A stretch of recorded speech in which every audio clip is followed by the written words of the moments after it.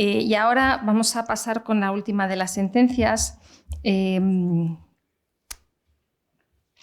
va a exponer el profesor Domínguez Duelmo. Como es de la casa, le hemos dejado el peor papel, que es hablar el último cuando ya se ha dicho en tantas cosas, pero seguro que aporta ideas nuevas que nos van a interesar. Y como decías, de la casa, es catedrático de Derecho Civil de la Universidad de Valladolid y nos va a hablar de una sentencia muy reciente de este año, la sentencia Calderar y otros contra Polonia de 6 de febrero de 2025. Muchas gracias a la profesora Martínez Escribano, muchas gracias a la Facultad de Derecho, a mi decano, que ahora mismo no está, y a la directora del departamento, a la profesora Aguilarte, por invitarme a participar en este seminario. Bien, el caso del que me voy a ocupar, esta sentencia de 6 de febrero de 2025, muy reciente, tiene cierto parecido especialmente con el caso que expuso el profesor Peña López, pero como vamos a ver ahora, la solución del Tribunal Europeo de Derechos Humanos no es la misma por diversos motivos.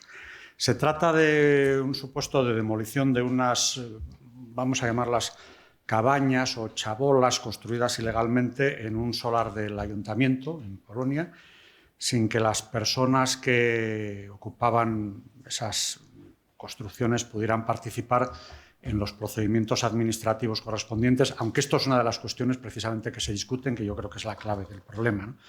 Los demandantes son 16 personas nacionales rumanos de origen romaní. Ya veremos que esto tiene su importancia a efectos de una posible discriminación que se niega por el tribunal, y se trata de 5 familias compuestas en el momento de los hechos, por 9 adultos y 7 niños, ¿no? En una fecha no específica, bueno, los hechos los voy a exponer muy sucintamente porque son un tanto confusos, incluso en la propia narración que hace la sentencia, ¿no? Parece ser que, según los demandantes, empezaron en 2009 la ocupación.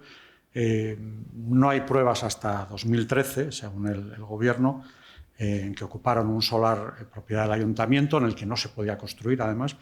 Y bueno, pues construyeron 5 estructuras con madera, materiales plásticos y tela, ¿no? 4 de esas estructuras, o chabolas muy precarias, se utilizaban como vivienda, y una quinta para almacenar, bueno, pues unos generadores eléctricos y combustible, ¿no?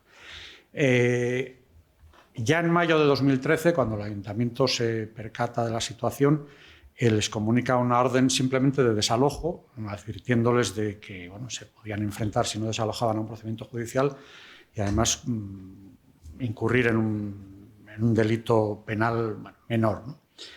Se hizo una inspección en la que se llegó a la conclusión de que aquellas estructuras eran absolutamente inhabitables porque presentaban, bueno, riesgo de incendio, de asfixia, de electrocución por unos generadores eléctricos y de derrumbe, ¿no? El caso es que en 2013 ya una inspección del distrito ordena al ayuntamiento la demolición de esas construcciones, ¿no? Porque se habían construido ilegalmente y sobre todo porque no cumplían las normas de seguridad, ¿no? Bueno, el ayuntamiento recurrió esa orden. En 2014 se produce un incendio en esas estructuras, en concreto 2 incendios que destruyeron, bueno, pues prácticamente bastante de lo que se había construido. No había nadie cuando se produjeron los incendios, no se produjeron daños personales, y posteriormente, bueno, pues se reconstruyen de nuevo las cabañas y se reanuda la vida en ese lugar, ¿no? Bueno, en mayo de 2015, ya terminó con los hechos, la inspección de distrito dictó 3 resoluciones ordenando la demolición, y en julio de 2015, 2 meses después, el ayuntamiento procedió a demoler las construcciones. Bien. La demanda de estas personas, de la familia, bueno, de las familias Calderar y otros, gira en torno a 3 artículos del convenio. El artículo 8, ese derecho que ya se ha citado de toda persona al respeto de su vida privada y familiar y a su domicilio. El artículo 14, que prohíbe cualquier discriminación por razón, bueno, en este caso del origen étnico de estas personas. Y el artículo 35, que es la clave del problema y que es lo que lo diferencia con lo que expuso el profesor Peña López, el tema de si se habían agotado o no previamente los recursos internos, ¿no? Bueno, los demandantes, bueno, pues se denunciaron que pues esa demolición afectaba a lo que había sido su hogar, que no se les había proporcionado una solución alternativa adecuada, ¿no? Respetando su vida y sus costumbres, y que se les había tratado además como un grupo marginado, ¿no? Es decir, que se les había tratado, bueno, de una manera, digamos, despectiva en función de su origen étnico, ¿no? Adelantando acontecimientos, el Tribunal Europeo de Derechos Humanos considera que las autoridades polacas, en este caso, bueno, pues no habían garantizado que el proceso de toma de decisiones se ajustara al convenio, pero sí que valora positivamente que los afectados habían recibido, y esto aparece varias veces a lo largo de la narración de los hechos, ofertas de alojamiento alternativo, aparentemente adecuadas, ¿no? De plazas en albergues nocturnos para personas sin hogar, en albergues municipales. Se les había ofrecido a la familia Caldarar además el traslado a un recién creado centro de apoyo municipal. Habían recibido asistencia incluso a algunos de los menores. Se les había facilitado la asistencia a clases de idioma, de polaco, ¿no? Y incluso se les había inscrito en un centro de desempleo, ¿no? Parece ser, por lo que se narran los hechos, que los afectados habían rechazado todas esas formas de ayuda y que lo único que aceptaban era una ayuda económica, ¿no? Incluso el tribunal, como vamos a ver luego, considera, a efectos de la indemnización que finalmente concede, que la reticencia de los demandantes a aprovechar estas ofertas, bueno, pues había contribuido a que se quedaran sin hogar inmediatamente después de la demolición, ¿no? Además, bueno, pues varios de los demandantes optaron finalmente por beneficiarse de un programa de vivienda de larga duración. Bueno, ¿qué alega el gobierno de Polonia ante esta demanda? Bueno, pues en primer lugar que los demandantes no podían alegar ser víctimas de una violación de sus derechos porque no tenían ningún título válido sobre el terreno que habían ocupado ilegalmente, lo cual es cierto, ¿no? También alegan que no habían puesto sus quejas en conocimiento de las autoridades nacionales y que no habían agotado todos los recursos internos, es decir, no habían cumplido con el requisito de admisibilidad de la demanda que exige el artículo 35 del convenio. Y además alegan que el asentamiento no era su domicilio en el sentido del artículo 8 del convenio, porque solo lo habían ocupado de una manera temporal y porque, bueno, tenían su residencia permanente en Rumanía, bueno, lo cual es sorprendente porque estaban en Polonia, pero bueno, eso lo alega el gobierno polaco. Los demandantes alegan que las construcciones sí que debían tener la consideración de domicilio a los efectos del artículo 8. Alegan además el artículo 1 del protocolo en cuanto a las pertenencias, porque se decía que, bueno, pues con la demolición se había vulnerado su derecho de propiedad sobre esas pertenencias que se les habían destruido. Y finalmente, bueno, que aunque no tenían ninguna propiedad sobre el terreno, sí que al menos se les debería haber considerado como interesados, como partes en el procedimiento, incluso, bueno, de una manera como inversores, ¿no? Una especie como de promotores, lo cual, bueno, con ese tipo de construcciones parece bastante relativo. Bueno, el tema del concepto de domicilio ya ha surgido aquí varias veces. Bueno, pues desde luego para el tribunal no se limita a los supuestos en que la ocupación sea legal o se haya establecido conforme a la ley, ¿no? Sí que aparece siempre la necesidad de que concurran circunstancias fácticas, ¿no? En concreto, bueno, pues que lo decía la profesora Díez García, existencia de vínculos suficientes y continuados en un concreto lugar, ¿no? Eso aparece también en la sentencia de Gailand contra España y, desde luego, es ajeno a cualquier requisito técnico, ¿no? La profesora Martínez Escribano ya comentó el caso de Chapman contra Reino Unido, esas caravanas, bungalows. Y sí que en esta sentencia el Tribunal Europeo de Derechos Humanos define el domicilio, dice, como un lugar o zona físicamente definida en la que se desarrolla la vida privada y familiar, ¿no? Es decir, que no, sí que insiste en que no basta la simple ocupación o detentación, ¿no? Que siempre el tener esa vida familiar, ¿no? Bueno, una de las cuestiones que se discuten es durante cuánto tiempo hace falta para que aquello se considere un domicilio, la estancia en esas estructuras que eran ilegales, ¿no?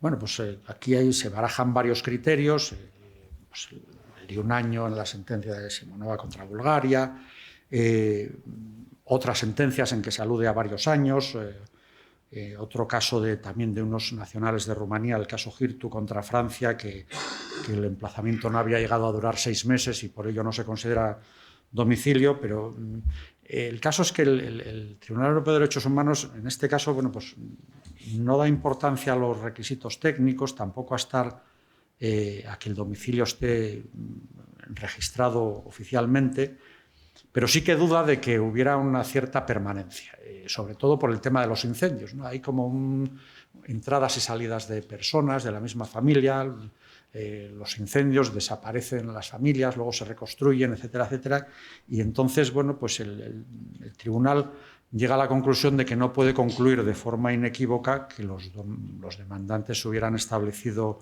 vínculos suficientes y continuos en esas construcciones para que se considerara su domicilio en el sentido del artículo 8. Sí que se toma en consideración, bueno, pues el origen romaní, su identidad étnica y cultural, que aparece además como colectivo vulnerable en varias sentencias, ¿no? En el caso Chapman contra Reino Unido, Connors contra Reino Unido, Wittgenstein contra Francia, Paquetova contra Bulgaria. Es decir, que el tema de la vulnerabilidad del colectivo se toma en consideración, como luego veremos, a efectos de la indemnización. Lo que sí resulta curioso es que el Tribunal Europeo de Derechos Humanos, en este caso, aun no considerando domicilio, o entendiendo que aquello no era domicilio en el sentido del artículo 8, sí considera que se ha vulnerado el artículo 8 porque no se ha respetado el respeto a la vida, perdón, se ha vulnerado el respeto a la vida privada y familiar. No considera que haya habido discriminación, pero considera que se ha, bueno, pues vulnerado ese respeto a la vida privada y familiar, ¿no?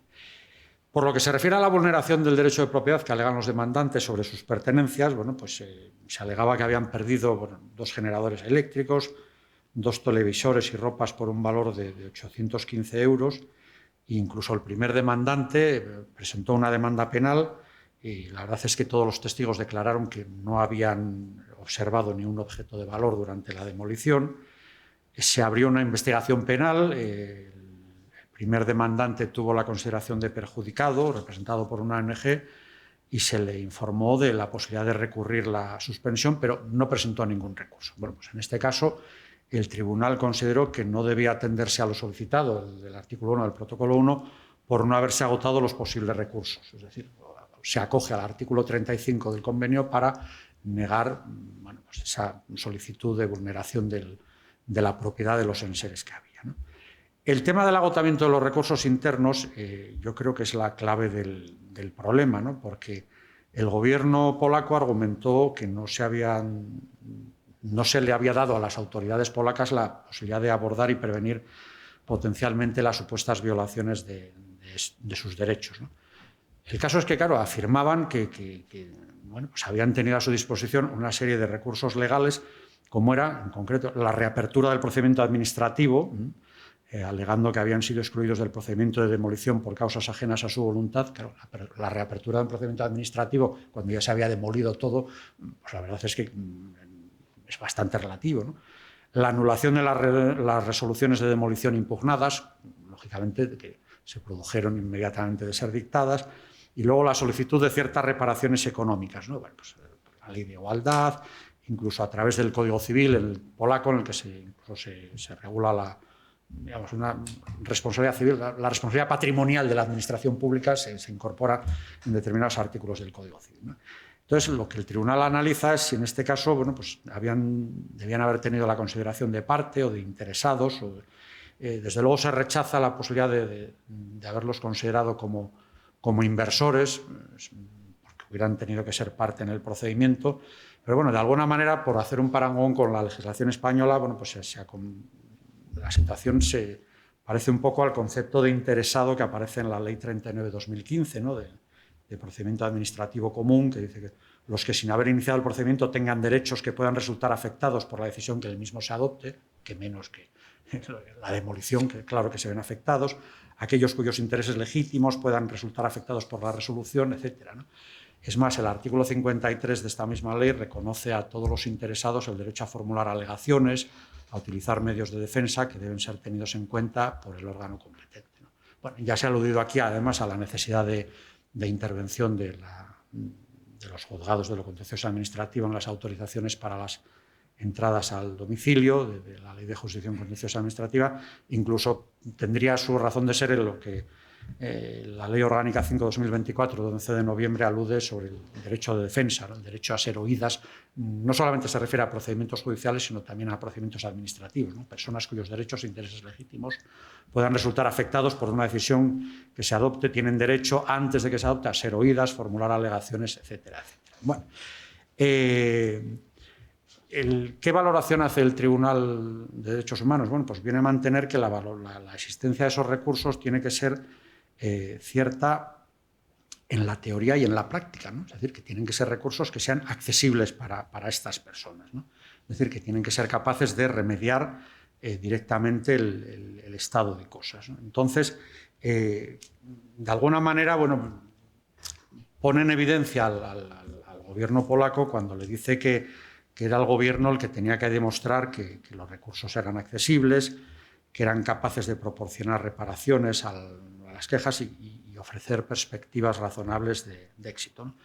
De todas formas, el Tribunal Europeo de Derechos Humanos reprocha al gobierno polaco que no ha presentado ninguna jurisprudencia en la que se confirme la posibilidad de reapertura de procedimientos administrativos, ni ninguna jurisprudencia que confirme que los demandantes podrían haber alegado la aplicación directa del convenio, bueno, lo cual a mí me parece una especie de probatio diabólico. No hace falta que exista jurisprudencia, sino que existan los medios legales para defenderse, ¿no?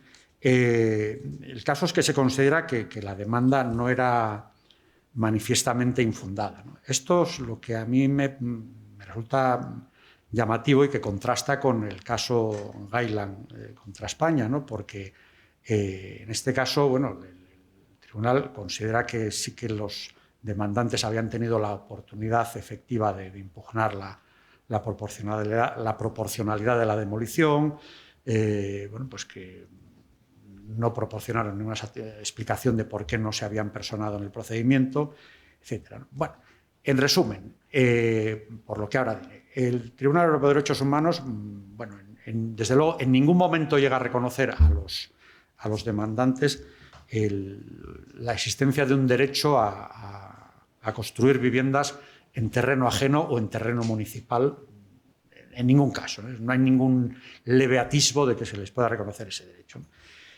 Sí que a efectos de la no consideración como domicilio, bueno, pues tiene en cuenta esa ilegalidad de la ocupación, las admoniciones que se le habían hecho por parte de la policía y de personas del municipio, lo que, bueno, pues le sirve al tribunal para considerar que aquello no tenía la consideración de domicilio, ¿no? Lo que sí resulta llamativo es que se disocia el no considerarlo como domicilio con la violación del respeto a la vida privada y familiar. Es decir, no es domicilio, pero sí se ha violado la vida privada y familiar, es decir, ha habido violación del artículo 8, ¿no?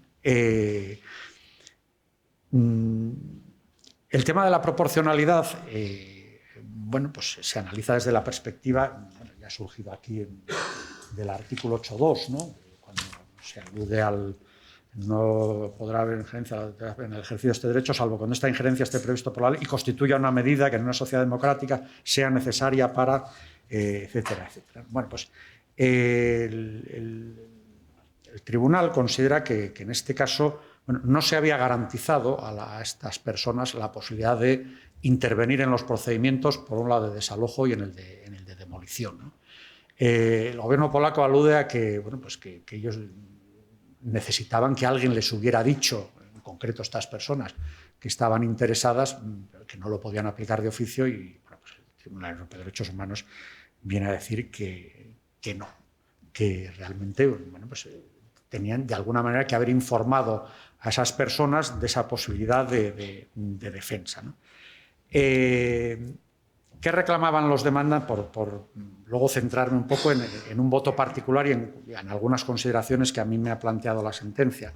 Bueno, reclamaban daños, bueno, 4.000 euros cada uno de los 16 personas por daños morales, diversas cantidades también de daños patrimoniales por los enseres domésticos, y también en concepto de costas y gastos, bueno, pues 7.000 y pico euros de gastos no especificados, más 3.000 de gastos de representación ante el Tribunal Europeo de Derechos Humanos. Bueno, esta segunda reclamación no se desestima porque no se presentó ninguna documentación justificativa de los gastos y se afirma porque el abogado que trabajaba para la Fundación Helsinki para los Derechos Humanos no debía reclamar honorarios ya que dicha organización no tenía ánimo de lucro. Bueno, una cosa es que la organización no tenga ánimo de lucro y otra cosa es que no se deban compensar los gastos. El caso es que lo que se concede finalmente, lo digo a efectos económicos, son 5.000 euros a cada grupo familiar, no a cada persona, a cada grupo familiar exclusivamente por daños morales, ¿no? Hay una especie, a mí, vamos, la impresión que da de cómo lo justifica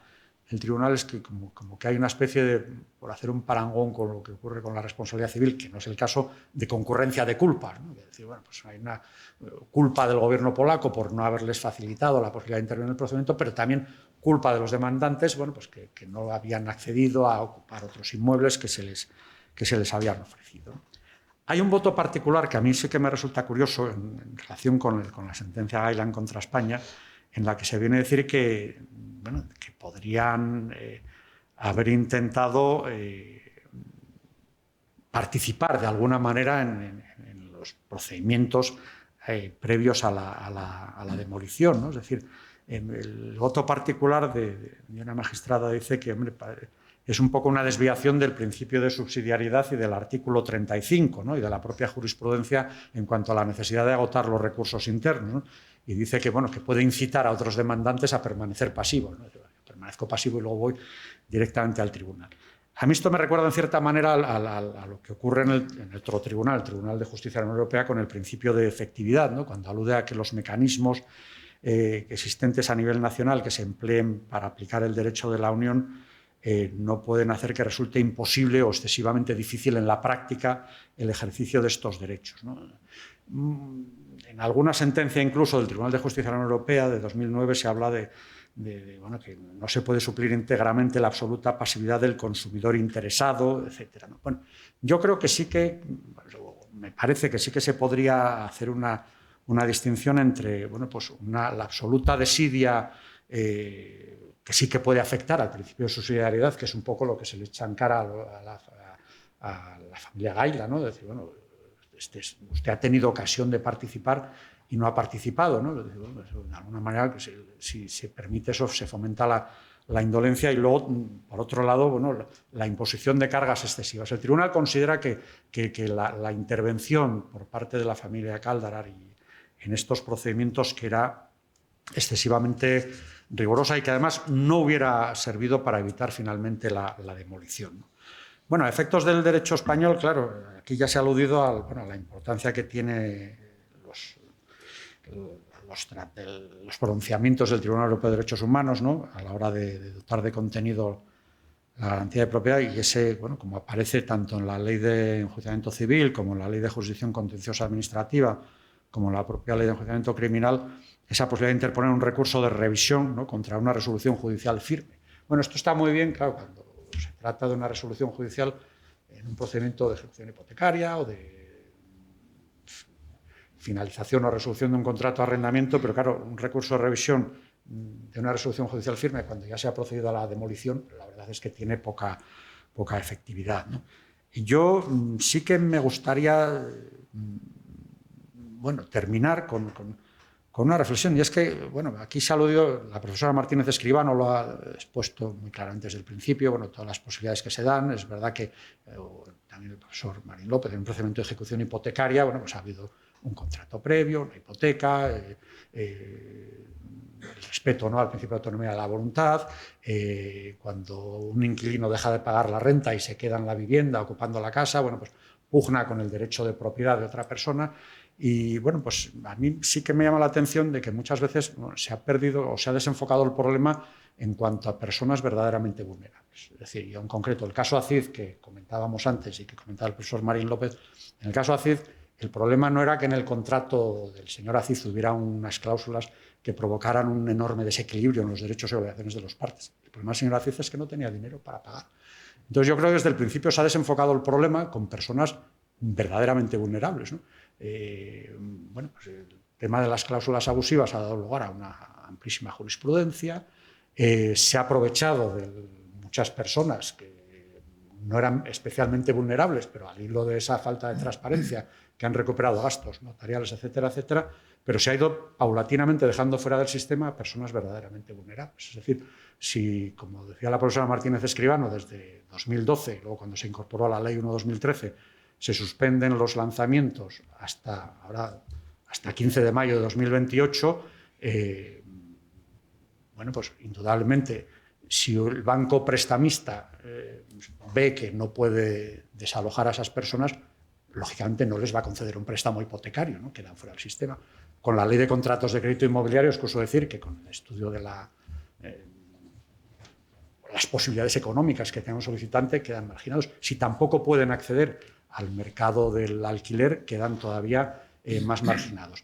Entonces, a mí me llama la atención, y voy a terminar con esto, esta proposición de ley que se acaba de presentar por el grupo Junts per Catalunya, pero con las bendiciones del Partido Socialista y del Partido Popular, de medidas urgentes para hacer frente a la ocupación ilegal de inmuebles. Es verdad que no es el caso de la familia Caldarar, pero claro, en este supuesto, bueno, se trata, por un lado, bueno, habla de las organizaciones de carácter mafioso que perturban la posesión de los inmuebles, y habla de los delitos en concreto de allanamiento de morada y de usurpación de inmuebles, establece unas medidas cautelares, inmediato de desalojo en el plazo de 48 horas, pero a la vez modifica la ley de enjuiciamiento civil y algunos de los decretos en los que se regulan otro tipo de situaciones. Y en concreto, a mí lo que me llama la atención es que barre de un plumazo la alusión que se hace en la ley de enjuiciamiento civil al 251.4, como si todos los supuestos fueran de ocupación ilegal, y son lo dijo la profesora Martínez Escribano, los interdictos de retener y recobrar la posesión, que no hace falta que sean supuestos de ocupas. Entonces, realmente aquí, cuando se expone toda la situación y se llega a decir que el tema de la vulnerabilidad, como diciendo, bueno, es lo de menos, lo debe primar la propiedad, y dice, debe suprimirse el trámite incidental de vulnerabilidad económica previsto en los apartados 5, 6 y 7 del artículo 441, y llega a decir, literalmente, dice, la protección a colectivos vulnerables que ocupen sin título se producirá con la notificación de estos procesos a las administraciones públicas sobre la base del artículo 154. Es decir, que la protección basta con la comunicación a las administraciones públicas. Bueno, realmente, bueno, a mí me sorprende. Me sorprende porque realmente, si se trata de surgen casos con niños pequeños, esa protección reforzada de la que habla muchas veces el Tribunal Constitucional, decir, bueno, a personas que se las ha dejado absolutamente fuera del sistema, es decir, que se prescinda absolutamente de solventar su situación. Ya digo que no es el caso de estas construcciones ilegales, pero sí que en estos casos lo que hay que atender precisamente es a estas personas que se quedan absolutamente sin nada, ¿no? Es decir, que se lesiona el derecho cuando quien reside en ella se va a quedar sin un techo bajo el que vivir, ¿no? Es decir, entonces, ¿qué hacer en estos casos? Bueno, pues es la situación que a mí me gustaría plantear, no sé si surge en el debate, pero ya digo que las situaciones son muy distintas cuando hay una ejecución hipotecaria, cuando hay una resolución de un contrato de arrendamiento, con desahucio no porque se deja de pagar la renta, pero en estos casos los supuestos de demolición son sangrantes porque se priva absolutamente, se deja sin nada a esas personas que realmente son unas construcciones absolutamente poco aptas para vivir, pero que se les deja hasta sin eso, ¿no? Nada más. Prefiero entrar en el debate. Muchas gracias.